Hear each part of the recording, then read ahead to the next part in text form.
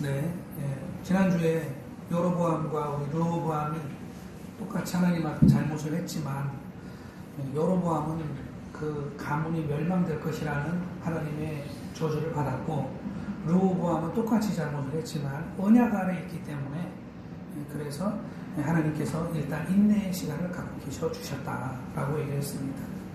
그래서 이제 그 후에 일들이 어떻게 됐는지를 이제 오늘은 보는데요.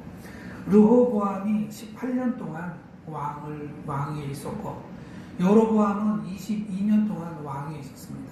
그래서 르호보암이 17년 동안 왕위에 있다가 죽고 나서 악을 행하다 죽었죠.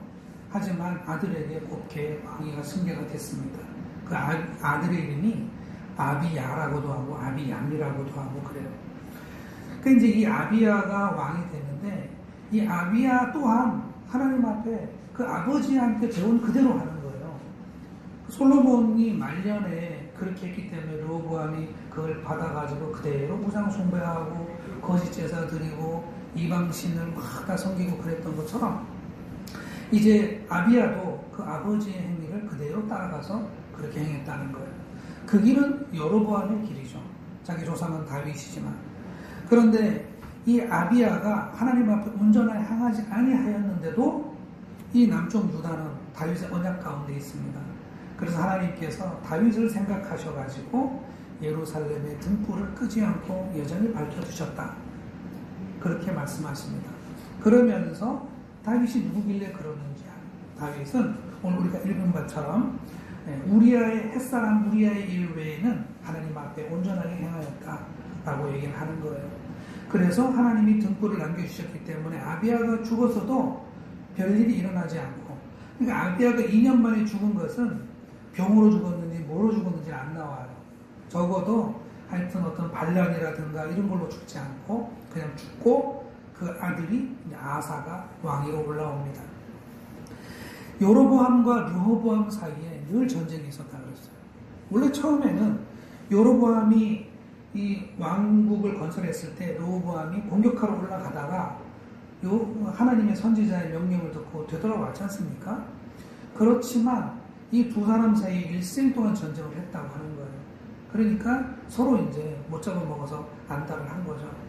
그리고 이제 르호보암이 죽고 아비야가 왕이 된 후에도 여전히 위에는 여로보암이 왕이니까 둘 사이에 전쟁이 끊이지 않았더라. 이렇게 얘기를 합니다. 그리고 나서 이제 아사가 왕이 됐는데 아사는 오래 다스려요. 아사 왕은 이 3대 왕 아사는 40년을 다스립니다. 이 40년은 북이스라엘에 비하면 굉장히 긴 세월이라는 게 좀 있으면 이제 밝혀지는데 아사는 하나님 앞에 다윗과 같이 행하였다고 그래요. 기적처럼 이 아사는 아버지의 본을 따지 않고 다윗과 같이 온전한 길을 걸었다라고 해요. 그래서 그 지금 수십 년 동안 온 나라에 퍼진 이 목상들, 우상들을 다 깨부수고 그리고 또 그들의 이방들의 신전에 있는 이 남색하는 자들이라고 그랬어요. 그 남색하는 자들이라는 것은 그들의 종교 행위예요. 그렇게 해서 하늘과 땅이 교접을 하고 다산의 어떤 그런 그 성문화가 그렇게 신전에 있었던 거예요. 거기에 이제 남색하는 자, 오늘날 우리말로 하면 남창들 이런 사람들을 다 내쫓아 버립니다. 그리고 이제 그의 할머니가 이름이 마아가라는 이름을 가지고 있어요. 근데 이 마아가는 당연히 이제 아버지 르호보암에게는 어머니가 되겠죠. 르호보암 때도 그의 어머니는 암몬 여인 마아가였다라는 말이 나오는데 그 다음에 또 이 아비야 때에도 그의 할머니 이름은 마아가였다라는 이름이 또 나와요. 이 마아가를 이 아사왕 때 대비 자리에서 폐위를 시켜버립니다. 왜냐? 이 아사가 이 종교개혁을 하는데도 계속해서 아세라 목상을 계속 만들고 숭배하기를 멈추질 않았던 거예요. 그러니까 이 여인이 이름이 계속 성경에 나온다는 것은 그의 아들과 손자 때 이르러 계속 강력한 종교적 영향력을 행사했다는 얘기예요. 그런데 이제 아사왕 때는 그 영향을 받지 않고 오히려 그 대비자에서 폐위시켜버립니다. 그리고 그동안 나라 안에 있던 모아놨던 은과 금, 각종 이런 기명들 이런 것들을 다 성전의 창고에 다시 드리고 그리고 왕궁 곳간에도 들여서 재정을 튼튼하게 하는 그런 일들을 했다고 하는 거예요. 그렇게 했는데 한 가지 딱 오점이 있어요. 뭐냐? 산당은 남겨두었다. 이 바하사 때와 르호보암 때 온갖 푸른 나무 아래와 온갖 산꼭대기에 전부 산당을 다 지어놓고 그게 이제 이방신을 섬기는 가나안의 풍습인 거예요. 그 시대의 풍습. 그것은 남겨놓았다는 거예요. 아사가. 그리고 이제 이때 이 아사왕 때에는 북쪽 왕이 누구냐면 이제 바사라는 왕이에요. 이 바사라는 왕은 좀 있으면 설명을 할 텐데 이 바사왕하고도 계속해서 분쟁이 있었다고 해요. 그런데 바사왕이 조금 더 강력했던 것 같아요. 그래가지고 이 바사가 북이스라엘의 바사왕이 아사가 통치하는 남쪽 유다를 봉쇄를 하려고 합니다. 그래서 북쪽으로는 이 아람을 넘어서 메소포타미아랑 교역을 해야 되고 남쪽으로는 애굽하고 교역을 해야 이 나라가 설 수가 있죠. 단독으로는 못 살잖아요. 근데 남쪽에는 애굽왕 시삭이 르호보암 때 쳐들어와서 그냥 뭐 그 성전에 있는 금이나 이런 것들 다 뺏어간 적이 있는 그런 왕국이니까 북쪽으로 교류를 해야 되는데 이 바사가 거기에 라마라는 적에다 성을 쌓고 이제 못 오게 막는 작업을 하는 겁니다. 그러니까 아사왕이 마음이 급해져가지고 어떤 결정을 내리냐면은 그동안 모았던 이 은, 금 이런 것들을 또 다 모아가지고 이걸 어디로 가냐면 이 북이스라엘 위쪽에 이 아람 지역이 있어요. 아람 지역에 벤하닷이라는 왕이 다스리고 있는데 거기에 곡물로 바치면서 나와 동맹을 맺자 이렇게 얘기하는 거예요. 그런데 이 아람 지역은 어떤 지역이냐면 그 마아가라고 하는 할머니, 증조 할머니죠. 그 우상을 숭배하던 그 여인의 고향이에요. 압살롬의 고향이기도 하고 거기에 구슬도 있고 뭐 암몬도 있고 이런 족속들이 아람 지역에 살고 있거든요. 가증한 풍속을 하는. 근데 그 나라의 왕과 동맹을 맺자라고 사람을 보내는 거예요. 신하들. 그렇게 은근 잔뜩 들고 그리고 말하기를 내 아버지랑도 동맹을 맺지 않았었냐. 그러니까 아비야랑도 동맹을 맺었던 얘기죠. 그러니 지금 당신이 북이스라엘의 바사와도 동맹을 맺고 있는데 그렇게 하면 어떻게 해요? 베나닷은 지금 남북 이스라엘에 전부 동맹을 맺고 있는 상태인 거예요. 그러면서 말하기를 바사와의 동맹을 깨고 나와만 동맹을 하자. 이렇게 얘기를 하면서 은금을 갖다 바칩니다. 그러니까 베나닷이 이제 그 말을 듣고 약조를 깨버리는 거예요. 당시에 이 동맹이라는 것은 정말 이익이 따라가지고 얼마든지 그냥 변개하는 그런 동맹인 거예요. 그래서 북이스라엘 공격하니까 이제 바사가 유다와의 국경 지역에 건설하던 성 건설하는 작업을 멈추고 이 전쟁을 하러 다시 북쪽으로 다시 돌아온 거예요.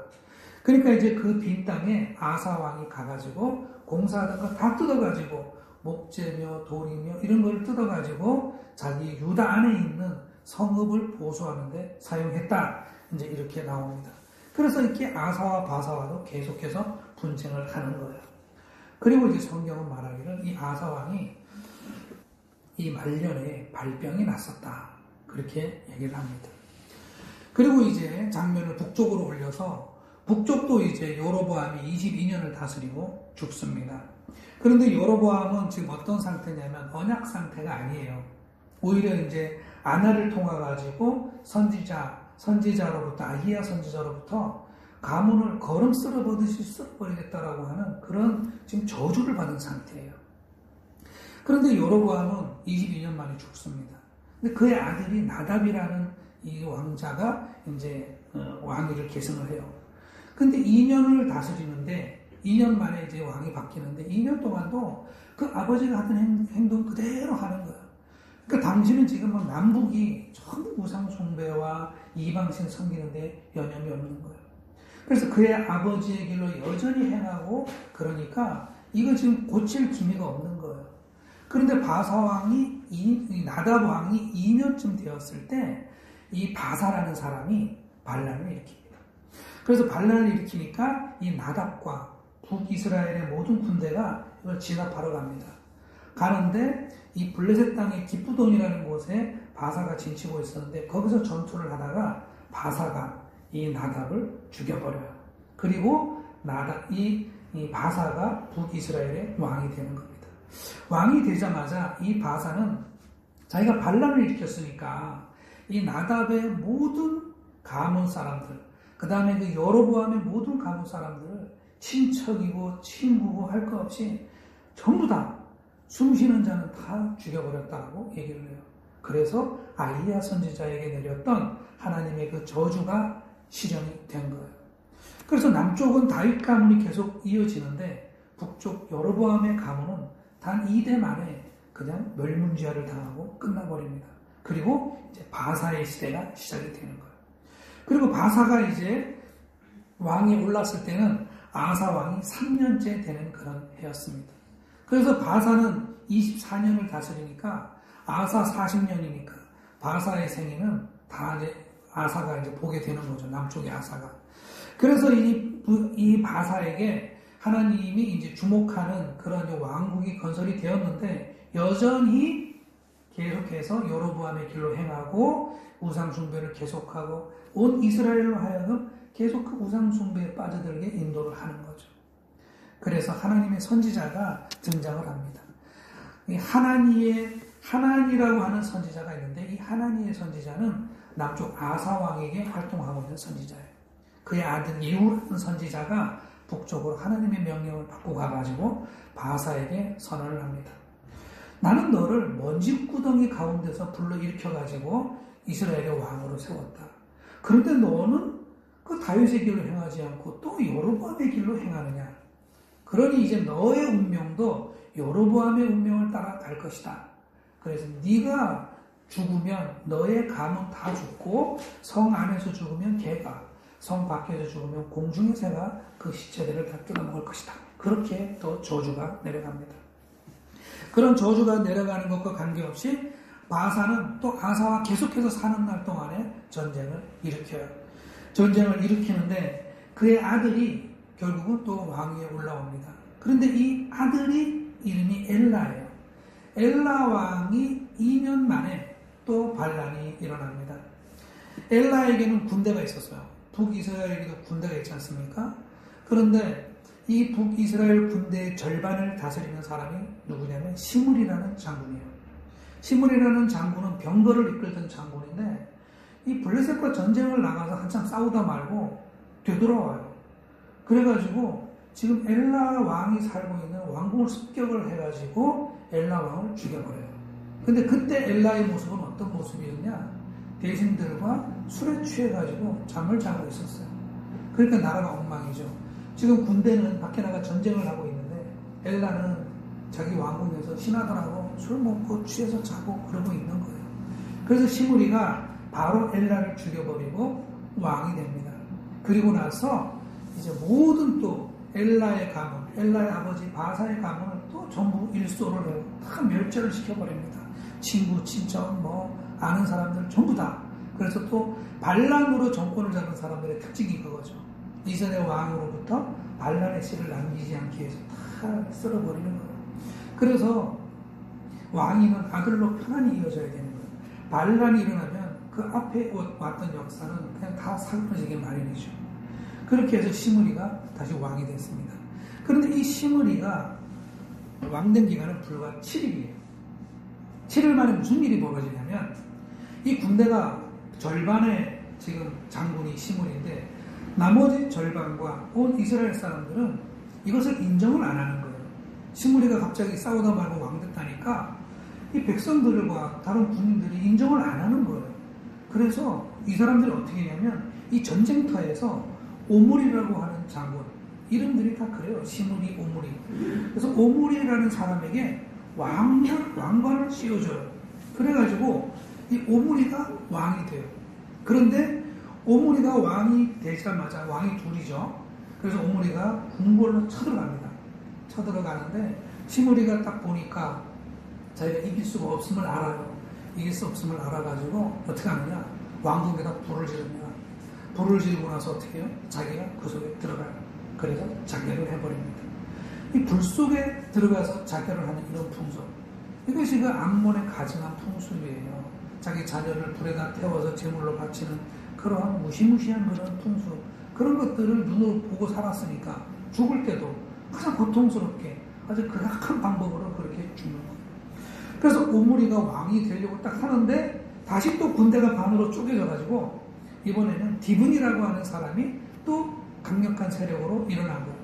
그래서 양쪽에 대결 구도가 생기는데 결국 민심이 오므리에게 다 옮겨가니까 디브니의 부하 중에 누가 이 사람을 죽여버려요.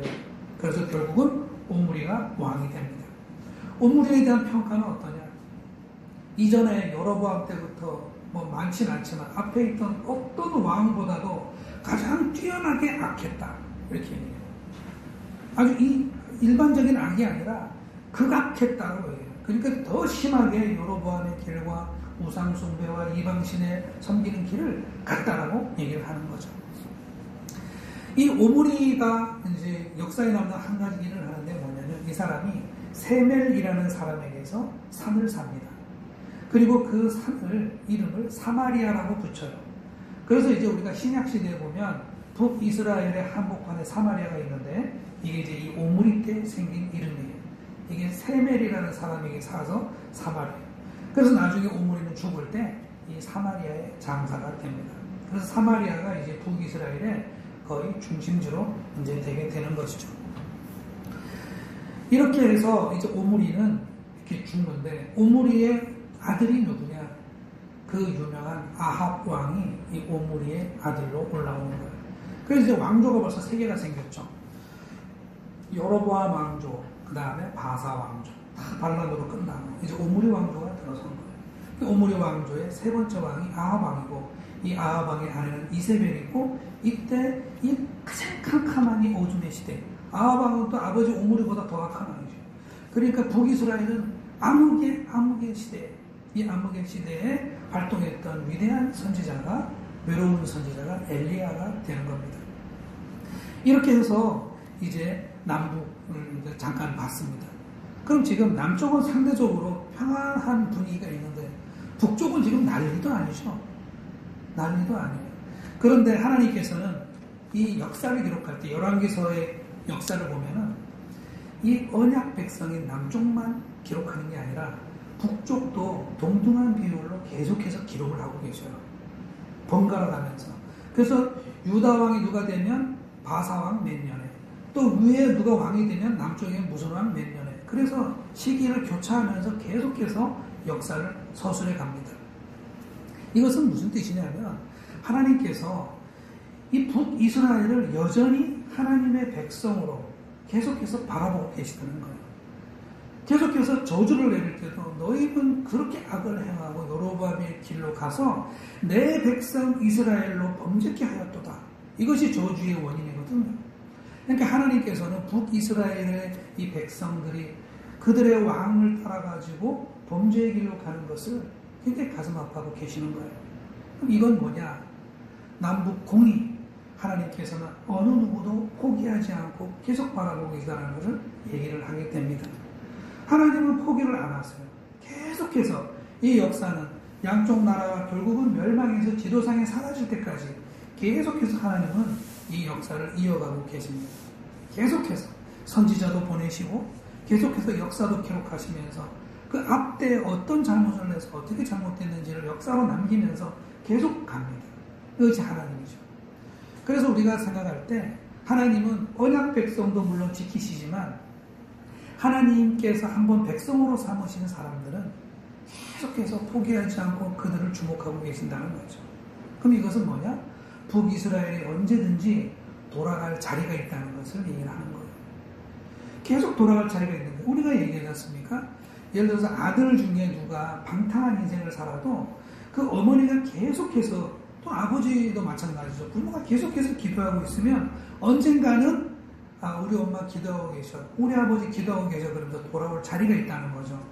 그런데 자녀가 방탕한 길로 가는데 부모가 기도도 안 하고 계속 같이 움직인다. 그러면 돌아갈 자리는 영원히 사라지는 거죠. 그러니까 이런 일이 있었을 때 북이스라엘은 하나님 앞에 돌이켰어야 되는 거예요. 계속 선지자를 보내시고 부르시기 때문에 우리가 이것을 기억해야 할 줄 압니다. 우리가 행여 살면서 행여 딴 길로 갔을지라도 돌아갈 자리가 있다는 것. 하나님은 포기하지 아니하시고 우리를 계속해서 지켜보고 계신다는 것을 기억하는 우리가 됐으면 좋겠습니다. 그 반면에 남쪽의 이스라엘은 지금 언약 아래에 있는데도 르호보암도 그렇고 아비야도 그렇고 계속해서 이 하나님 앞에 악을 행하고 있어요. 하나님의 은총을 받고 있는 언약 아래에 있으면서 계속해서 악을 행하는 이 사람들이야말로 정말 악인들이다라고 우리가 생각할 수 있어요. 이 사람들은 자기 스스로 하나님이 세우신 공고한 이 반석을 깨는 사람들이에요. 하나님이 세우신 큰 이 보호의 방벽을 스스로 날마다 망치질하면서 깨부수는 사람들이에요. 결국은 하나님도 견디다 못해서 나중에 한 400년 후가 되면 바벨론에게 유다를 넘겨버려요. 그때가 되면 더 이상 이제 이 언약이 무의미해지는 단계가 오거든요. 악이 쌓여서. 그러니 남쪽 유다도 역시 마찬가지입니다. 빨리 하나님께 돌아갔어야 되는 것이죠. 다윗의 길로 빨리 돌아갔어야 되는 거예요. 하나님께서 말씀하시죠.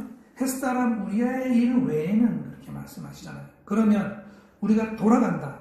남쪽 유다가 하나님께 돌아간다 그러면 그들이 그러했던 길 외에는 나에게 온전하였느니라 라고 하나님이 말씀을 하실 거 아니에요. 그러니까 돌아가야 되는 거예요. 그래서 회개를 해야 되는 것입니다. 하나님께서 말씀하시기를 그랬어요. 부모가 자식을 잊겠느냐? 자기 태에서 난 아들을 어미가 잊겠느냐? 그들은 혹시 잊을지라도 나는 잊지 아니할 것이다 라고 말씀을 하셔요. 그리고 하나님께서 원하시는 제사는 상한 심령이라 그래요. 상한 심령을 가지고 내가 정말 잘못했습니다 라고 하나님께 나아가는 그 제사를 하나님이 가장 귀하게 받으시거든요. 그러니까 북쪽도 그렇고 남쪽도 그렇고 하나님 앞에 돌아가면 하나님이 두 팔을 벌려서 안아주신다는 거죠. 하나님은 항상 기다리고 계신다는 거예요. 우리가 이런 와중에 아사라는 사람의 기적적인 그 어떤 갑자기 떠오르는 샛별처럼 떠오르는 아사를 우리가 보게 되는데요. 온통 우상 숭배가 가득한 이 가나안 땅에 아사는 어찌하여 갑자기 다윗의 길로 온전하게 걸었는가? 이게 아주 미스터리 같은 일인 거예요. 이 길은 또 결국 쉬운 일도 아니었어요. 난이도가 아주 어려운 난이도예요. 왜냐? 다윗은 처음부터 자기가 고생하면서 하나님만 붙들고 살았기 때문에 그 길로 계속 꾸준히 살면 됐습니다. 그런데 아사 같은 경우는 좀 조상들이 다 지금 이 우상을 숭배하고 북쪽을 봐도 그렇고 온 땅이 다 우상 숭배와 거짓 제사로 둘러싸여 있는 거예요. 더군다나 그의 할머니 마아가가 지금 우상 숭배를 하고 있는 마당이에요. 결국은 폐위를 시켰어야만 해요. 그만큼 아사는 어려운 길을 간 거예요. 그러니까 더더욱 이 아사 왕이 얼마나 강인한 그런 의지를 가지고 이 개혁을 추진했는지를 알 수가 있습니다. 이것은 아마도 아사가 성경에는 안 나오지만 오늘 오전에 학생 중에 누가 대답을 하더라고요. 그렇게 되기 싫었기 때문에 그렇지 않겠는가. 지금 보잖아요. 참 바사왕한테 반란을 당하고 그 앞에 나답이 2년 만에 죽고 그 다음에 자기 아버지도 아비암도 2년 만에 돌아가시고 그 저주가 실현되고 또 언약이 있으면서 그 촛불이 계속해서 남아있고 유다에는 이런 상황을 보면서 그는 하나님 선지자가 활동을 했다 그러지 않습니까? 아사왕 때. 그래서 하나님 앞에 돌아가기로 살고 싶어서 살기로 그렇게 깨닫고 돌아왔다라고 우리가 생각을 할 수가 있습니다. 이래서 바사는 돌아오지 않았지만 동일한 시대를 살면서 아사는 돌아왔다. 바사는 행악한 방법으로 그 정권을 탈취하면서 살육을 행했지만 동시대를 살았던 아사는 하나님 앞에 돌아와서 다윗의 길로 행했다. 일평생 온전하였다라는 그런 인정을 받게 된 것입니다. 그래서 다른 어떤 깨닫지 못하는 사람들, 하나님으로부터 벗어난 사람들이 살아가는 모습을 보고 깨닫는 것이 얼마나 중요한가 우리가 알 수가 있어요. 깨닫지 못하면 바사처럼 되는 것이고 깨달으면 아사처럼 되는 것이죠. 하지만 아사도 이탈을 합니다. 우상 숭배의 길로 빠져버리는 것과 마찬가지예요. 왜냐하면 우상 숭배하는 사람들과 동맹을 맺기 때문이죠. 이것이 하나님 선지자로부터 책망을 받게 됩니다. 그래서 아사왕은 이때 결국은 이 사람도 정권의 후반기인데 이 하나니 선지자를 옥에다가 가둬버려요. 그리고서 동맹을 맺으러 갑니다. 우상을 믿는 이방 민족과. 그래서 우리가 이것을 보면 이 남겨놓은 우상 숭배가 결국 화근이 된다는 걸 알 수가 있어요. 애굽으로도 안 가고 왜 아람 땅으로 가느냐. 지금 온갖 남겨둔 산당이며 그 가문에 흐르는 그 아람 지역의 이방신의 풍습이 여전히 그들의 그 정신세계 가운데 있기 때문에 더 친숙해 보이는 거예요. 또 거기에 또 친인척 관계가 거기에 있고 그러니까 아람으로 가는 거예요. 산당을 다 깨우치지 못했습니다. 이것이 아사의 이제 한계였다고 보는 것이죠. 아사가 이렇게 할 수밖에 없었던 이유는 뭐냐? 여로보암하고 똑같아요. 현실적인 이유 때문에 그렇다는 것이죠. 이 현실적인 이유 때문에 하나님을 당장에 하나님께 의지하지 못하고 지금 바사가 유다를 봉쇄하려고 하는 이 급박한 상황에 자기가 아무리 봐도 동맹을 맺어야 되겠다. 그래서 더 큰 힘으로 이들을 물리쳐야 되겠다고 생각하면서 하나님을 향한 그 하나님 선지자의 예언과 가르침을 버리고 그냥 그쪽으로 동맹을 맺어버리는 거죠.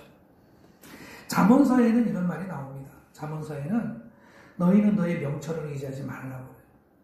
오직 하나님께 의뢰하고 범사의 하나님을 인정하라는 말이 나옵니다. 아사는 잘 하다가 급박한 위기의 순간에 현실적인 선택을 하면서 그렇게 멀어져 갔습니다.